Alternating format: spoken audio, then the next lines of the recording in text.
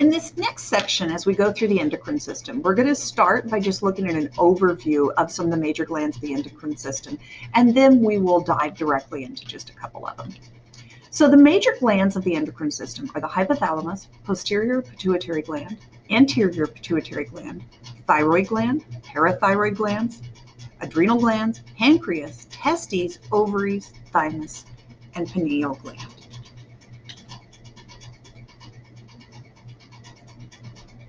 The hypothalamus regulates the internal environment through the autonomic nervous system. It helps control your heartbeat, body temperature, water balance, and even glandular secretions.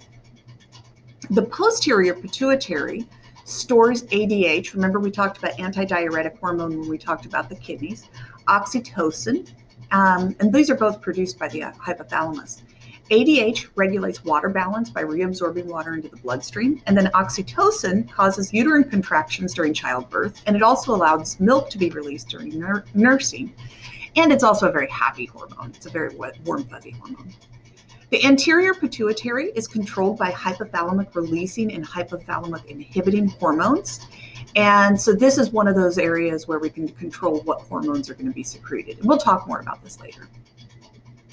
The anterior pituitary gland, when we think about hormones that are produced by the anterior pituitary, we have thyroid stimulating hormone, adrenocorticotropic hormone, and gonadotropic hormones.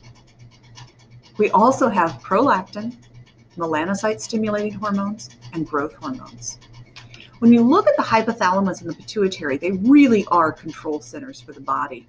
You can see in the hypothalamus, we have cells that are producing ADH and oxytocin. We have sensory cells that produce either stimulating or releasing hormones that can help control what we have. We can have hormones that move down through these axons down to these terminals. We can then control what's being released. So if you look down here, we can see some of the effects that we have. We can have effects on the kidneys, on what they absorb with water, contraction of both the uterine muscle, like during childbirth, or of the mammary glands during nursing. We have prolactin over here from the anterior pituitary, which is milk production, thyroid stimulating hormone, TSH, and then even adrenocorticotropic hormones, which are affecting your ovaries, testes with FSH and LH. So really big time control is happening here. So one thing that I thought would be interesting to look at is what happens if the body produces too much or too little of the growth hormone. So this is just one of many hormones that we have coming from this region. And specifically, we can have the pituitary dwarfism, which is when you have too little GH is produced during childhood, and it results in very, very small stature. So all of the bones are formed correctly, the body's formed correctly, there just isn't enough growth hormone to stimulate growth to happen. And so you end up with a very small yet proportional individual. Giganticism is where we have too much growth hormone being produced during childhood, and it results in overgrowth, and this can also result in some very poor health.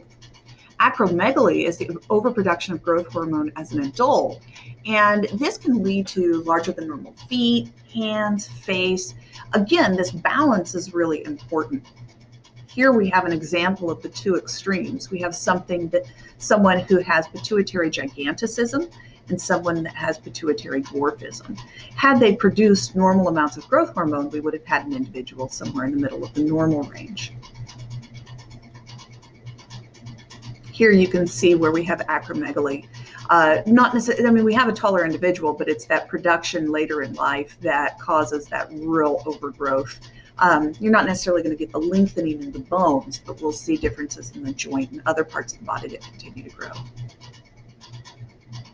When we get to the thyroid gland, we'll notice this is a really large gland located below the larynx. If you feel next to either side of your voice box, you'll feel kind of a fleshy tissue there, and this is your thyroid gland.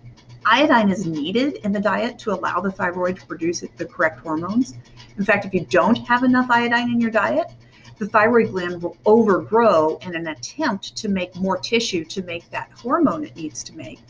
not realizing that it's not that it doesn't have enough gland, it's that it doesn't have enough iodine to produce that hormone. This is why we have iodine in our salt, iodized salt, so that no one will ever run into an iodine deficiency. We also have the production of the thyroid hormone regulating this metabolism, and calcitonin, which helps lower blood calcium levels. This is what helps get calcium into our bones. We can have some really strange thyroid abnormalities. One of the most notable ones is a simple goiter. This is when you have that enlargement we were talking about due to a lack of iodine in the diet. You can also have hypothyroidism. This is where you have low blood levels of thyroid hormone. Some of it can be congenital, just meaning for whatever reason your thyroid doesn't develop properly. You could also have it for myxedema, and this is where it happens in adults. Either way, you have low thyroid hormones. So in an adult, we have lethargy, weight gain, loss of hair, cold intolerance, thick, puffy skin. In a child, they're just not going to grow as much as they may be able to otherwise. We'll have some mental disorders. In hyperthyroidism, we have an excess of thyroid hormone, and this has a lot to do with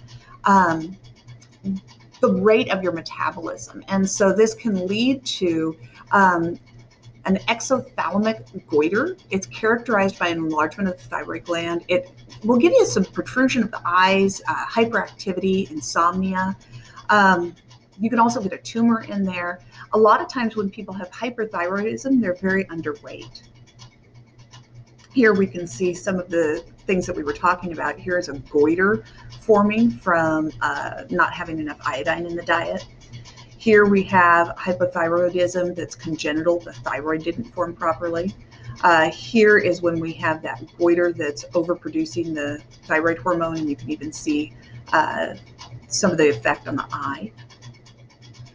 The parathyroid glands are located next to the thyroid. They are small glands embedded in the surface of the thyroid gland itself. It produces parathyroid hormone, or PTH, and this causes blood calcium levels to increase by promoting osteoclast activity. It promotes the reabsorption of calcium by the kidney. So basically, it's just telling your bone to grab calcium and deposit it.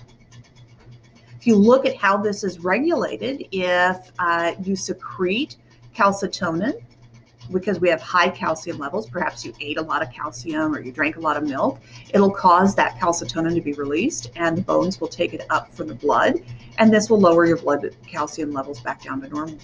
If it is too low, then it releases PTH into the blood. This causes your bones to leach calcium into the bloodstream.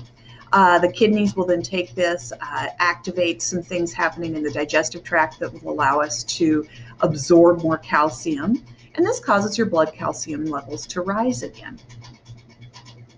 All right, in the next section, we'll look at some additional glands.